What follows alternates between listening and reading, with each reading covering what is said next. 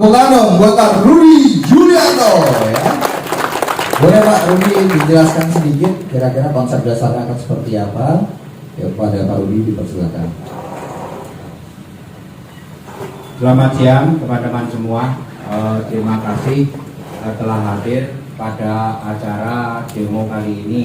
Saya berterima kasih kepada panitia yang mengundang saya dan memberikan kesempatan dan waktu kali ini untuk saya bisa sharing bersama teman-teman dari pengunjung, baik pengunjung maupun penghobi bonsai di sekitar kota Semarang ini. Ya, pada demo kali ini yang pertama nanti saya akan menjelaskan tentang apa itu bonsai tropis, kemudian bagaimana cara membuatnya. Cara membuatnya akan saya praktekkan langsung pada dua bahan bonsai ini. Yang satu ini adalah bahan bonsai sancang, kemudian yang satu nanti ada sandigi. Jadi pada bonsai sancang ini nanti kita akan saya sharingkan bagaimana dari awal kita menentukan ataupun bagaimana pola pikir kita menghadapi bahan yang memang istilahnya belum mempunyai pola desain. Kemudian yang satu lagi nanti sandigi, bahan ini sudah mempunyai pola desain dan kebetulan waktu itu saya sudah pernah menangani pohon ini pada tahap pembuatan kerangka, mulai dari menentukan posisi dalam membuat kerangka, tetapi sudah mencapai pembuatan kerangka yang kerangka tajuk. Nah, di sini yang awal, kemudian di sini tahap yang berikutnya. Oke, saya langsung mulai saja. Saya perkenalkan dulu, nama saya Rudi Julianto. Panutan bagi saya yang sudah saya tentukan bahwa di dalam berkarya membuat bonsai ini saya menspesifikkan diri pada pembuatan bonsai tropis. Apa itu bonsai tropis? Kemudian perbedaannya apa dengan bonsai-bonsai yang sudah eksis di dunia pada saat ini?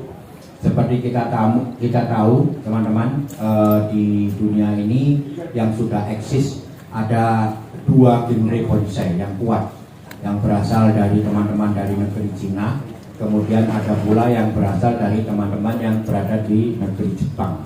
Ya, konsep membuat bonsai mereka sudah diakui dunia dan sudah banyak ditiru oleh dunia. Oleh karena itu kita sudah bisa menyebut sebagai genre. Atau genre bukan aliran, genre adalah sebuah pola spesifik yang dimiliki secara keseluruhan. Kenapa bisa disebut genre? Karena sudah disukai oleh dunia. Tidak cukup hanya disukai, karena sudah ditiru juga oleh seluruh dunia. Ya, maka itu bisa disebut sebagai genre. Nah, dalam apa namanya histori saya belajar membuat bonsai atau menekuni hobi bonsai ini, saya berpikir bahwa saya harus mempelajari dulu apa yang sudah eksis pada perkembangan bonsai di dunia sekarang ini. Waktu itu 30 tahun yang lalu saya mulai berhobi sampai sadar pada kurang lebih 15 tahun kemudian saya harus mempelajari apa yang sudah eksis dulu. Maka saya belajar bagaimana bonsai Cina itu ataupun penjing Cina itu diciptakan, apa tujuan penciptaannya, kemudian apa pencapaian keindahannya, kemudian bagaimana ciri-ciri fisiknya penjing Cina.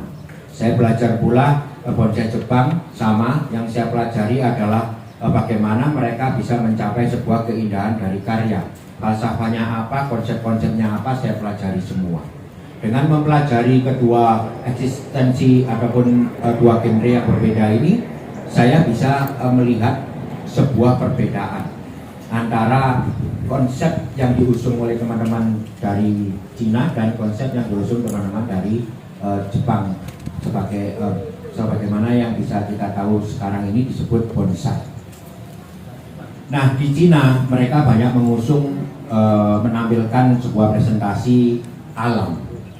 Ya, jadi perlu diketahui teman-teman, pencapaian keindahan di dalam bonsai itu ada dua. Yang satu menurut idealisasi manusia, yang satu menurut idealisasi alam. Saya kasih contoh idealisasi manusia ini, mungkin teman-teman pernah dengar ya, mungkin ada kriteria yang menyebutkan bahwa cabang pertama harus lebih gede dari cabang kedua, cabang ketiga harus lebih gede dan seterusnya, sehingga nanti kita mempunyai bentuk kanopi pohon yang segitiga. Bentuk kanopi pohon segitiga ini sekali lagi saya ngomong bukan baik dan buruk ya teman-teman, ini cuma membedakan apa yang saya pelajari. Ya, dari situ kita bisa tahu bahwa ini memang diidealkan manusia. Ya, di alam kalau kita lihat atau kita cari, mungkin sulit untuk menemukan cabang pertama yang lebih gede dari cabang kedua, ini akan sulit. Ya, jadi idealisasi menurut manusia itu, oh kalau pohon itu yang baik, cabang pertamanya lebih gede dari cabang kedua, akarnya muter, kanopinya segitiga dan lain-lain. Itu diidealisasikan manusia. Tetapi di alam kan tidak berbicara seperti itu, benar kan? Ya, di alam bicara sangat bebas. Ada cabang pertama yang lebih kecil dari cabang kedua, ada akarnya yang cuma sebelah, ada cabangnya cuma satu gede, ada yang tidak punya cabang, cuma punya badan dan mahkota saja. Sangat banyak sekali hal-hal yang bisa masuk akal tumbuh di alam. Ya, tetapi karena ini adalah sebuah karya seni, orang Jepang mencoba untuk membuat sebuah kriteria. Dan seperti kita tahu bersama, orang Jepang itu jiwa kompetisinya sangat tinggi. Apa yang nggak dilombakan di sana? Oh iya dilombakan, makan dilombakan, ninja sampai ninja dilombakan, ya kan? Ya Bonce tidak luput dari hal itu. Maka apabila mereka sepakat untuk melombakan sebuah karya seni, harus dibuat kriteria, ya kan? Untuk bisa dinilai sesuai dengan kriteria yang sudah ditentukan. Nah disinilah kriteria-kriteria ini dibuat atau muncul menurut idealisasi manusia. Jadi orang Jepang itu kalau ditanya, bos kalian sedang bikin apa ini? Saya sedang bikin bonsai pak. Apakah kalian meniru pohon tua yang hidup di alam? Jawabannya tidak. Pohon-pohon, bonsai-bonsai. Nah kalau di teman-teman di Cina, mereka meniru, benar-benar meniru. Jangankan pohonnya, gunungnya pun ditiru. Tahu ya karya painting ya. Sungai-sungai ditampilkan. Seperti memang kehidupan asli di alam. Copy paste tidak perlu. Nah itulah perbedaan konsep yang ada. Jadi pada saat orang Jepang harus meniru membuat bonsai atau membuat seni ini, dia tidak bisa copy paste daripada yang dilakukan oleh teman-teman dari Cina. Ketika mereka meniru, hasilnya bukan painting tetapi bonsai. Ya, di Jepang lebih spesifik, bon itu pot, sai itu tanaman. Jadi tanaman dalam pot. Kalau penjing, pen itu pot, jing itu pemandangan. Jadi beda. Di Cina sekali lagi, ketika orang Jepang harus meniru seni ini, mereka tidak bisa meniru seni meniru persis yang mereka Cina lakukan, tidak bisa. Karena apa? Karena perbedaan alam, perbedaan budaya, ya, perbedaan spesies. Nah saya berpikir waktu itu demikian juga kalau kita ingin melakukan hobi ini, apakah kita bisa meniru orang-orang yang di sana, eksistensi yang sudah ada? Sedangkan kita punya alam yang berbeda, iklim yang berbeda, spesies berbeda, kultur budaya yang berbeda. Berbeda kan? Tapi kesemuanya sama, wujudnya adalah seni bela diri. Di sini juga sama, wujudnya adalah seni ini, miniatur pohon ini. Tetapi kita berbeda. Saya tidak menyarankan ataupun memberi ini hanya cerita dari saya bagaimana saya bisa mengeluarkan sebuah konsep membuat bonsai tropis. Analogi pemikiran saya adalah seperti barusan yang saya ceritakan. Jadi tidak bisa saya meniru orang Jepang membuat bonsai. Demikian juga tidak bisa saya meniru, bukan tidak mau, bukan tidak bisa dalam arti kemampuan. Bisa saya meniru mereka persis. Tetapi alam saya tidak bisa mengatakan demikian atau mendukung demikian. Demikian juga orang Jepang, kalau saya suruh membuat pohon bergaya tropis, juga mereka mungkin kesulitan. Matahari di sana cuma terbit 3-4 bulan dalam setahun. Di kita mataharinya bisa 12 bulan ada terus. Oleh karena itu kita bisa membuat perandingan yang kecil, yang tipis-tipis, yang sampai di bawah pun bisa hidup. Di sana tidak bisa, Pak. Kita lihat bonsai Jepang, mereka cuma punya satu mahkota, kemudian yang lain dabang paling 4-5 selesai. Kalau di kita boleh lihat di lapangan ada satu pohon yang ditampilkan dengan kayu yang ratusan, banyak sekali, detail sekali. Itu karena apa? Matahari kita memungkinkan untuk demikian. Paham ya Pak?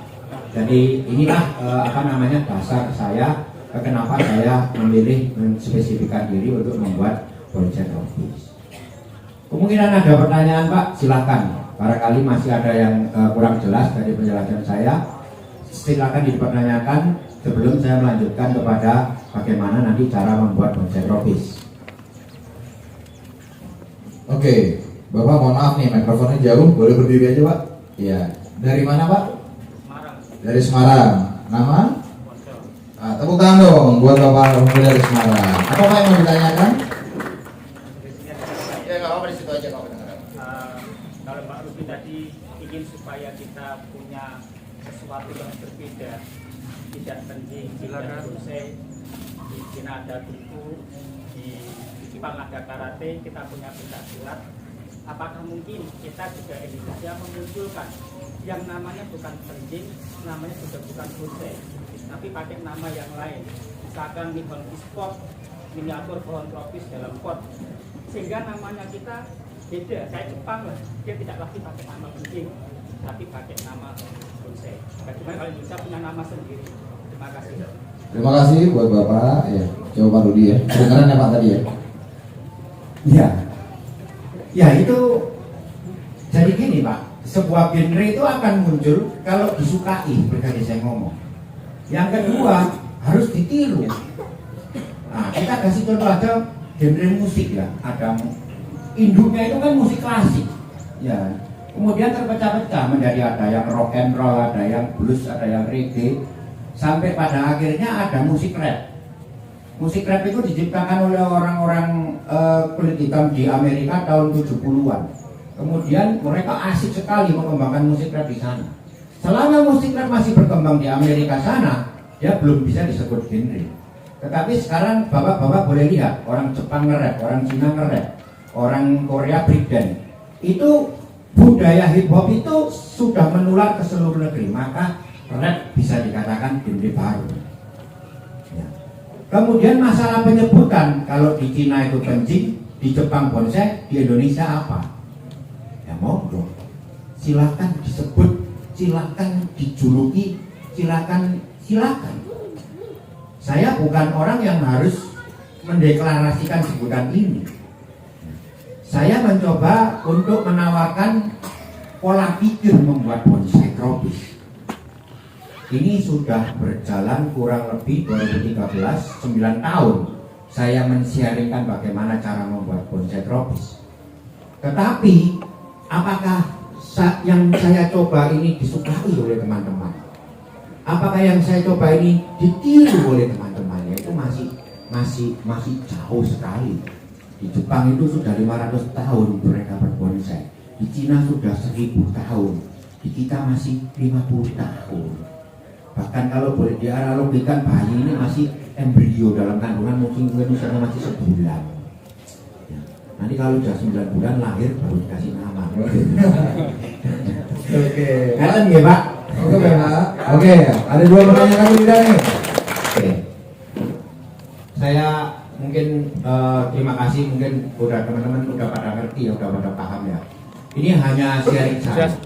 Saya sama sekali tidak mempengaruhi untuk teman-teman berkarya. Silakan. Kalau masih mau meniru konsepnya Jepang, silakan. Mau meniru Cina, monggo. Silakan, tidak masalah. Yang paling penting saya sekarang bisa men-sharingkan bagaimana adanya perbedaan. Nah, sekarang sampai pada saya harus menjelaskan bagaimana cara membuat bonsai tropis, atau bagaimana pola pikir kita ketika kita harus membuat bonsai tropis. Sebelumnya saya mempunyai definisi bonsai itu apa. Nah, kalau di Jepang bonsai ya Pak, kalau di Cina kencing, kalau di Indonesia nanti nggak tahu. Ini definisi ini, seni ini apa? Saya mendefinisikan adalah seni membuat miniatur pohon tua yang hidup di alam tropis. definisi saya sudah sangat jelas. Ketika saya membuat atau berkarya, saya harus membuat pohon yang tua, ya kan? Saya nggak membuat miniatur pohon muda, ya kan?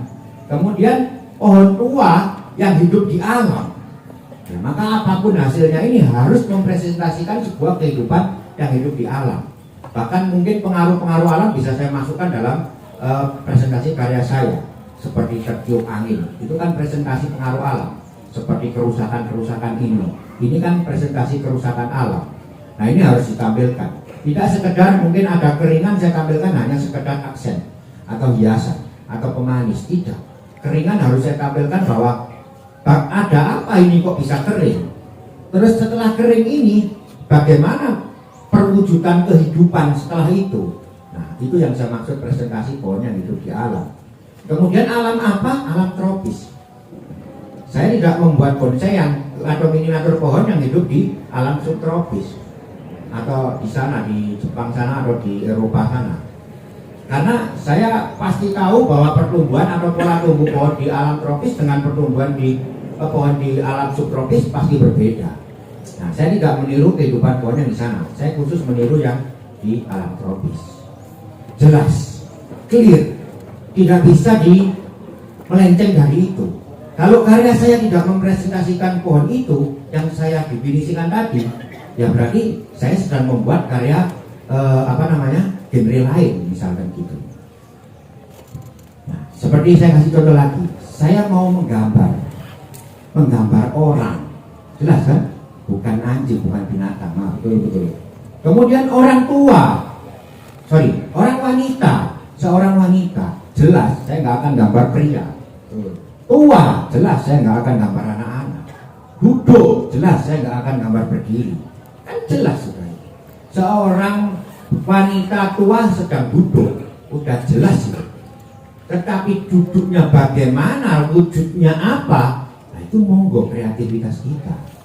Jadi definisi yang tadi saya buat tadi, saya tidak mengharuskan, oh kalian harus ininya ditekuk ke sini ya, harus begini ya. Tidak. Mari kita membuat bonsai tropis, caranya bagaimana? Sebenarnya kita masing-masing harus punya cara. Tidak harus meniru cara saya. Karena ini benar-benar cuma sharing saya men-sharingkan sebuah ide. Di sini punya ide. Ide itu munculnya tidak bisa satu gelondong. Hari ini saya beride membuat bonsai tropis, besok wujudnya karya saya sudah ada. Tidak bisa.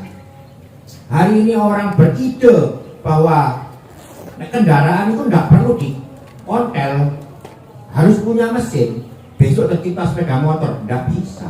Harus mengalami proses perwujudan ide ini yang panjang, sehingga nanti wujudnya muncul. Loh, ini loh bonsai tropis. Nah, ketika wujud ini muncul, pasti wujud ini bisa dipertanggungjawabkan. Kenapa kok kamu menyebut ini pohon tropis, bonsai tropis? Ini kan bonsai seperti bonsai Jepang, teman-teman. Tidak bisa, ini berbeda. Perbedaannya apa? Perbedaannya begini.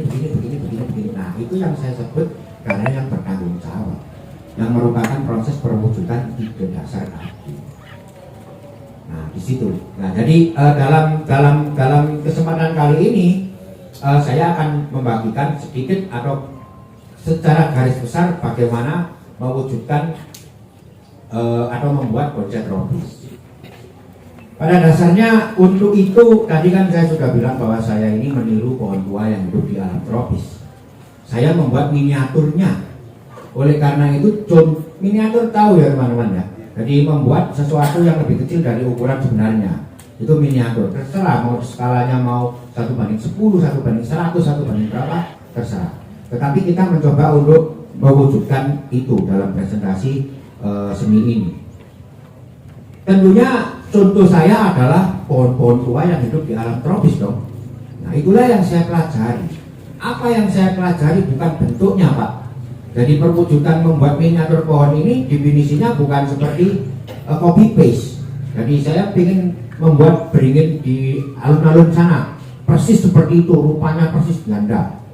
Jadi yang saya tiru adalah apa? Yang saya tiru adalah pola tumbuhnya. Saya mempelajari pola tumbuh kehidupan pohon yang di sekitar kita. di alam tropis. Nah, sekarang kebetulan ini banyak sekali pohon-pohon di sini. Silakan Bapak perhatikan. Cabang-cabangnya itu sangat besar dan sangat banyak sekali kalau di alam tropis. Apalagi kalau melihat pohon besi yang di pinggir jalan itu ya, itu bisa cabangnya gede-gede. Nah, ini yang saya sebut kekuatan tumbuh. Ini yang saya sebut sebagai kekuatan tumbuh. Kenapa bisa tumbuh seperti itu di tropis? Karena mataharinya banyak. Pertumbuhan sangat kencang, kuat. Jadi perlu diketahui kalau di sini kecepatan pertumbuhan di alam tropis 10, mungkin di Jepang sana atau di Cina sana cuma 4 atau 3. Jadi kalau untuk membesarkan cabang ranting ini yang segede setengah senti ini cuma cukup 2 bulan, di sana bisa 6 bulan, 7 bulan. Jadi kecepatan tumbuhnya berbeda, karena apa? Mataharinya berbeda. Pohon ini tumbuh dasarnya apa ya? Matahari kan. Nah di situ. Nah jadi pola-pola tumbuh itu saya pelajari. Nah, kalau di alam tropis karena kekuatan tumbuhnya yang besar seperti tadi yang saya ceritakan, maka masing-masing kekuatan tumbuh ini punya kelompok-kelompok tumbuh. Jadi cabang itu adalah kekuatan tumbuh, kelompok-kelompok tumbuh adalah perantingan dan perdaunannya. Nah, kalau diteliti lagi kehidupan pohon tua itu di alam tropis, pasti nanti masing-masing kekuatan tumbuh itu memunculkan kelompok tumbuh dan masing-masing kelompok tumbuh punya pemimpin. Yang saya sebut sebagai semi mahkota atau mahkota. Nah, inilah yang saya rumuskan. Jadi alam itu bisa dirumuskan, Pak. Seperti mikrofon ini saya lempar ke atas, jatuhnya kemana? Itu rumus. Ya. Ibu mengandung 9 bulan 10 hari, itu juga rumus. Bahwa pohon tropis itu percabangannya gede-gede, itu rumus. Saya rumuskan. Bahwa pohon tropis mempunyai banyak mahkota kehidupannya di alam, itu rumus. Saya rumuskan.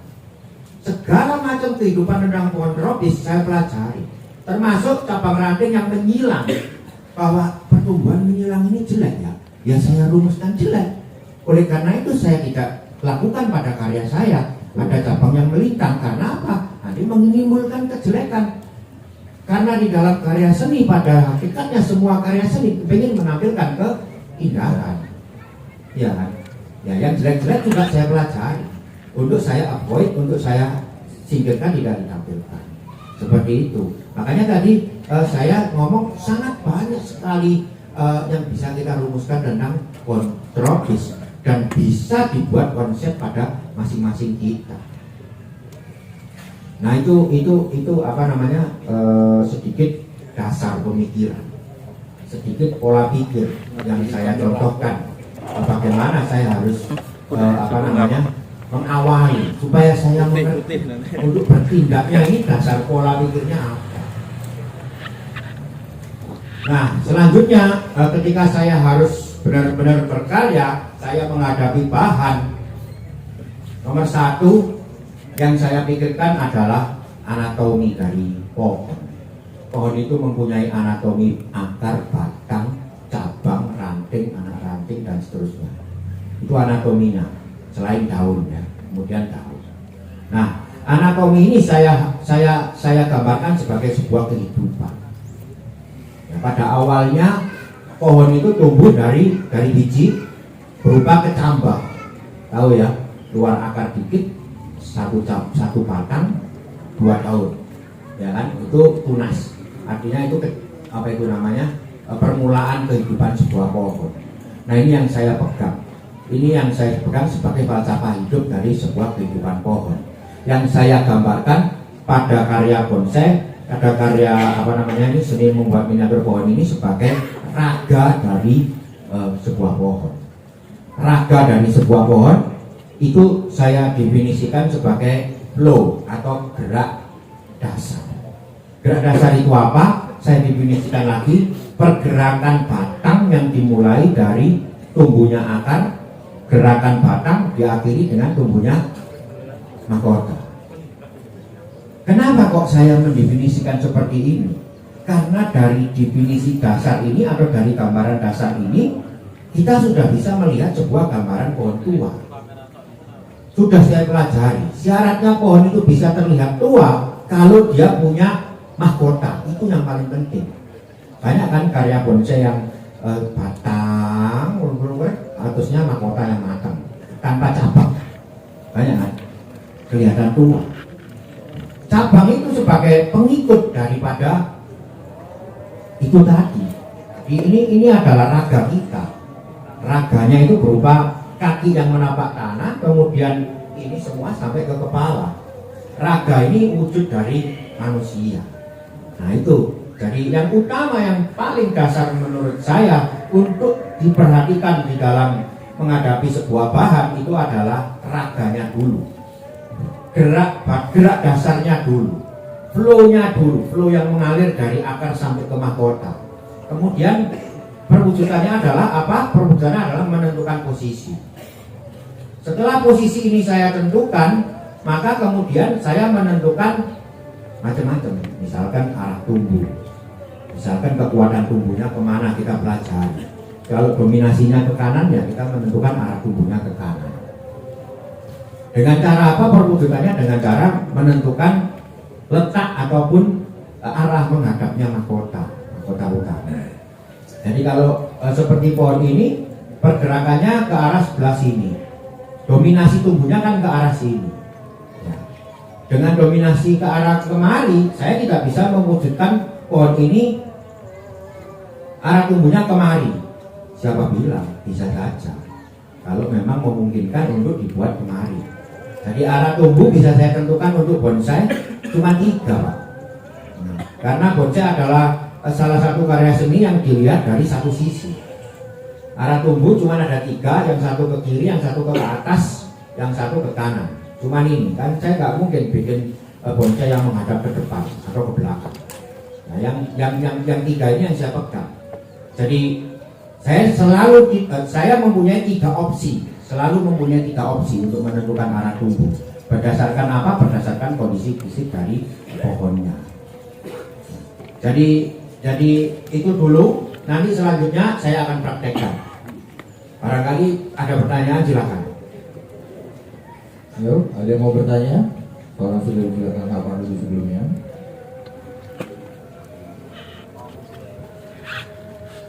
Kayaknya penasaran mau langsung nih baru. Ya, ayo langsung. Ayo langsung. Kopi dulu.